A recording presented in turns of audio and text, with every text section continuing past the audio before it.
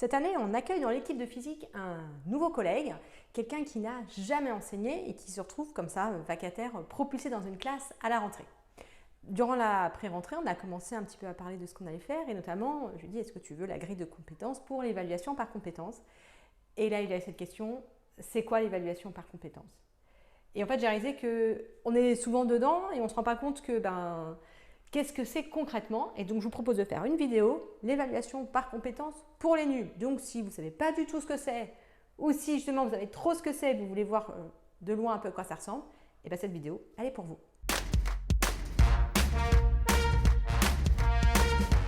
Avant de parler de l'évaluation par compétences, on va d'abord regarder ce que c'est que l'évaluation dite classique ou traditionnelle. En fait, qu'est-ce qu'on fait, qu'est-ce qu'on faisait il y a 50 ans et qu'on fait encore beaucoup maintenant dans les classes.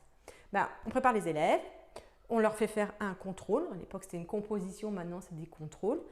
Sur les contrôles, on va regarder quel pourcentage de réponses justes ils ont, suivant les matières, ou alors quel pourcentage ils ont par rapport à ce qu'on attend d'eux. Donc, le pourcentage de réponses justes, ça va plutôt être dans les disciplines scientifiques, dans les disciplines littéraires type philo, etc. On va regarder quel pourcentage l'élève s'approche des exigences que j'ai. Ça se rejoint un peu. Mais voilà, donc on va faire cette note qui est une sorte de mesure de pourcentage de quelque chose. On va en faire pas mal dans le trimestre, normalement on dit au moins 3. Et à la fin, on va faire une moyenne et cette moyenne, on va la mettre sur le bulletin.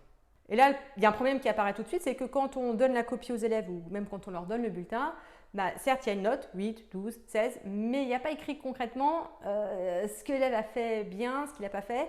Et du coup, c'est difficile pour l'élève de progresser parce que ça veut dire aller vraiment dans le détail des points, comprendre le barème. Si en plus on est sur des exigences implicites, il n'y a pas de barème. Et du coup, les élèves se trouvent un peu coincés pour savoir comment s'améliorer. On rajoute à ça ce changement de paradigme sur la connaissance qui est arrivé au XXIe siècle.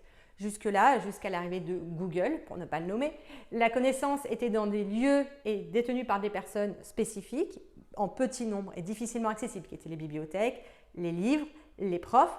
Et aujourd'hui, les connaissances sont partout, tout le temps. On est passé de pas assez de connaissances à beaucoup, beaucoup trop. Et du coup, le fait d'avoir des connaissances, qui étaient des choses qu'on était censés apprendre à l'école, est devenu beaucoup plus dévalué, ou en tout cas beaucoup moins important dans la société. Et on voit apparaître, alors c'est pas français, ça vient aussi du monde anglo-saxon et aussi de l'Union européenne, par exemple avec le CECRL, cette idée de dire qu'il va falloir développer les compétences des élèves, c'est-à-dire non pas seulement ce qu'ils savent, mais aussi comment ils savent s'en servir. Tout ça, c'est des problématiques et des questionnements de société, donc les politiques ont mis dans les BO des notions de compétences. On a vu apparaître dans les préambules des compétences, on a vu apparaître la notion de socle commun, et le terme de compétence est beaucoup rentré dans le BO, et maintenant, puisque on nous demande d'enseigner les compétences, il va falloir évaluer et donc on a cette idée d'évaluer par compétence.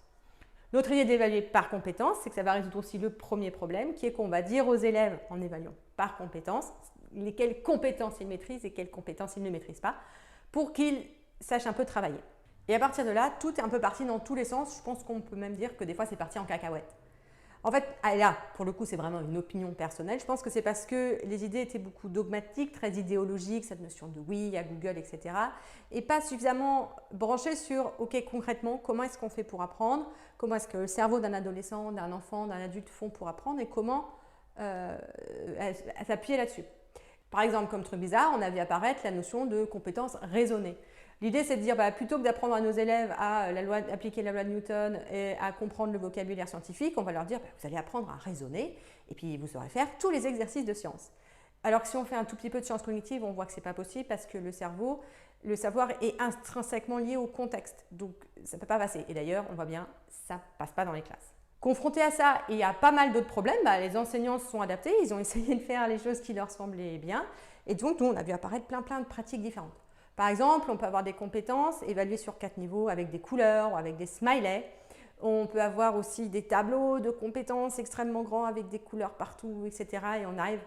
Autant avant, on avait des notions, des questions du type « qu'est-ce qu'on fait si un élève ne vient pas au contrôle? Est-ce que la moyenne est significative ?» On a vu apparaître d'autres questions du type « oui, mais s'il a eu vert, jaune, rouge, est-ce que la compétence est validée ou pas ?» Voilà, donc pour moi, des questions qui sont à peu près aussi utiles l'une que l'autre, puisque la vraie question, c'est qu'est-ce que l'élève apprend. À noter que suivant les matières, les fonctionnements sont très différents dans les compétences. Par exemple, avec le CECRL, les profs de langue sont très cadrés sur leurs compétences. En EPS, il y a cette discussion sur l'évaluation à la fois des performances et des compétences motrices, etc. Des compétences motrices et autres. Et par exemple, en mathématiques, on est beaucoup plus dans les savoir-faire que dans les compétences, mais elles sont là quand même. Mais voilà. Ça dépend des disciplines, ça dépend des enseignants, ça dépend de beaucoup de choses, parce qu'il n'y a pas de consigne claire, on dit juste évaluer par compétence, mais en fait on ne dit pas comment faire, et surtout on ne donne pas de technique qui fonctionne. Donc on voit, je caricature, mais il y a l'ancienne façon de faire et la nouvelle qui est par compétence, et du coup, forcément, on a vu arriver cette opposition, évaluation par note, évaluation par compétence, qui n'a juste aucun sens, et j'en parle dans cette vidéo-là. Note et compétences ne sont pas des antonymes, on ne fait pas l'un ou l'autre, on peut faire les deux ou aucun des deux. Enfin bref, ça n'a pas de sens de se poser cette question-là. Mais du coup, on a quand même des enseignants qui continuent à évaluer par note et par compétence, avec des tableaux en tête de copie, mais en plus ils mettent une note. Donc un tableau, enfin ça fait un travail énorme. Pour au final, moi je trouve, mais encore une fois, ça ne pas grand-chose parce que l'élève, il regarde ce qui compte dans la moyenne, et ce qui compte dans la moyenne, si c'est la note, il ne va pas regarder les compétences. Et on se retrouve encore à devoir faire des choses qui fonctionnent et coincer un petit peu au milieu du guet avec ces deux choses-là. Bref, vous avez compris, je trouve qu'il y a vraiment de quoi se perdre dans l'évaluation par compétences. C'est pour ça que dans ma classe, et aussi ce que je donne en formation, c'est une troisième voie qui est une évaluation par note, mais qui n'est pas ce que j'appelle une évaluation de performance, ce n'est pas une moyenne. Mais ce n'est pas non plus une évaluation de compétences, parce que les compétences se basent sur les savoirs et les savoir-faire des élèves, mais ce que j'appelle l'évaluation constructive. L'avantage, c'est que c'est simple, c'est que ça se met en place, c'est qu'il y a un vrai changement de paradigme, c'est basé sur la façon dont les élèves apprennent et pas sur une certaine idéologie que pour comprendre quelque chose, il faut le découvrir par soi-même. C'est concrètement basé sur ce que nous dit la science, sur la façon dont les élèves apprennent. Donc si tu débutes, il y a franchement de quoi se perdre. Traditionnellement, ce que font les enseignants, c'est qu'ils commencent par notes parce que c'est ça qu'ils savent faire, parce que c'est ça qu'ils avaient quand ils étaient élèves. Puis que ce soit en formation ou à l'UFM, etc., on vous apprend l'évaluation par compétences. Du coup, vous faites un peu les deux, puis vous apprenez l'un puis l'autre. Moi, ce que je vous conseille, je sais que c'est difficile, c'est de ne pas apprendre des techniques que vous allez devoir abandonner, mais de passer directement en évaluation constructive. L'évaluation constructive, ce n'est pas encore très répandu. Donc, si tu as peur que les gens ne comprennent pas ce que tu fais, que ce soit les parents, les collègues, surtout si tu arrives, si tu es nouveau, si tu es maître auxiliaire, ce qu'il faut faire, je vais te donner le vocabulaire, c'est l'évaluation positive des compétences. C'est ce qu'on appelle aussi l'évaluation constructive. Donc, si tu dis que tu fais de l'évaluation positive des compétences, là, tu es pile poil dans ce qu'on demande aux enseignants et du coup, tout le monde va être content. Et tu vois, je me sers un peu de la polysémie du terme compétences parce qu'en fait, tu vas voir, on voit derrière les mots compétences, les disciplines mettent des noms différents, les chercheurs, des fois même, mais aussi des choses différentes. Du coup, comme c'est un mot valise et tout le monde met un peu tout ce qu'il veut derrière, on peut faire la même chose et s'en servir un peu à toutes les sauces. Donc en fait, ce n'est pas vraiment un handicap que ce soit un mot valise et polysémique, c'est plutôt un avantage. Donc concrètement, si tu démarres dans une équipe et que tu ne veux pas t'embêter ni avec ces notes de moyenne, etc., qui sentent bon les années 50, et ni t'embêter avec ces tableaux de compétences, etc., je vais te prendre la troisième solution. Bien sûr, si tes collègues ont déjà quelque chose qui fonctionne dans ton établissement, tu suis tes collègues, c'est vraiment le plus simple. Donc si tu veux démarrer une évaluation constructive, la première étape, c'est de demander ce que fait l'équipe. Si l'équipe, tu dis, voilà, est-ce que je pourrais avoir votre grille de compétences qui correspond au curriculum. En évaluation constructive, on construit un curriculum. Ça s'appelle souvent dans l'établissement une grille de compétences. Même si ce n'est pas exactement la même chose, ça suffit en première approximation. Il y a là donc trois choix. Soit tes collègues ont une grille et elle convient. Donc tu peux t'en servir comme curriculum. Et tu peux, s'ils ont une façon en plus de l'utiliser qui fonctionne, carrément utiliser la façon de faire tes collègues. Soit ils n'en ont pas. Ça arrive, ils vont te dire, t'as qu'à regarder le BO. Le BO, tu vas voir, il y en a 50 des compétences, donc ce n'est pas utilisable. Donc là, il va falloir construire ton curriculum. Je te donne des indications sur comment le faire ici. Soit, troisième solution, il y en a une, mais il y a plein de choses dedans. Il y en a trop, auquel cas il va falloir élaguer pour trouver un curriculum. Et donc là encore, revois la vidéo que je t'ai donnée pour aller voir ce que c'est que le curriculum. Comment tu sais qu'il y en a trop dans la grille de compétences des collègues? C'est facile, tu regardes le nombre d'heures que tu as par semaine. Si par exemple, tu as une classe pendant 1h30, si tu as une classe pendant 1 heure par semaine, il ne faut pas qu'il y ait plus de 4 compétences dans la grille de compétences, parce que tu n'auras juste pas le temps d'en faire plus. Donc, si tu as les élèves 2 heures par semaine, ça fait 8, 3 heures, 12, 4 heures, 16, etc., avec une limite à 20.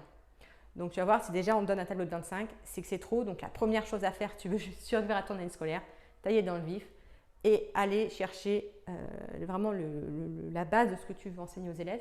Ça ne veut pas dire que tu ne parleras pas du reste, mais c'est sur ça qu'il faut se focaliser. Voilà, c'est une petite vidéo pour ceux qui se lancent soit dans l'enseignement, soit dans l'évaluation constructive pour remettre au clair ce que c'est que l'évaluation Par compétence, juste bien sûr, j'ai dit que ça partait dans tous les sens et que des fois ça partait en cacahuète. Ça ne veut pas dire que tout ce que font les collègues n'est pas bien. Il y a plein d'enseignants qui font des trucs super avec l'évaluation par compétence. C'est ce que je vous dis, s'il y a un truc qui marche dans votre école, collège, lycée, utilisez-le. Si vos collègues ont trouvé un truc qui fonctionne dans votre contexte, utilisez-le. Ça, c'est vraiment si vous êtes perdu dans cette jungle ou s'il n'y a personne pour vous guider dedans. Si vous voulez plus d'aide, de conseils, etc., n'hésitez pas à vous abonner à la bulle pédagogique que j'envoie chaque semaine. Le lien est en description. Et si vous pensez que cette chaîne fait du bien aux enseignants, n'hésitez pas à vous abonner, partager, liker, toutes ces choses qui nourrissent l'algorithme de Facebook. Que ce n'est pas l'algorithme de Facebook, que c'est l'algorithme de YouTube.